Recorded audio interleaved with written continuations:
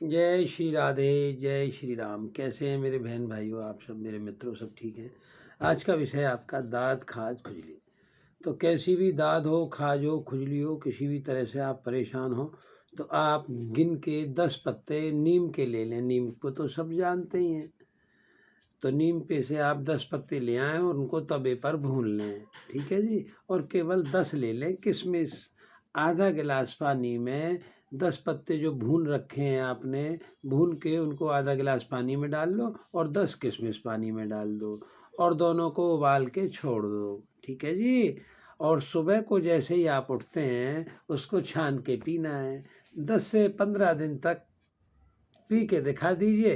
ये ब्याज और ख्याज की बीमारी सब बिल्कुल ख़त्म हो जाएगी और आपका शरीर हो जाएगा निर्मल, सुगंधित, अच्छा। जय श्री राधे, जय श्री राम।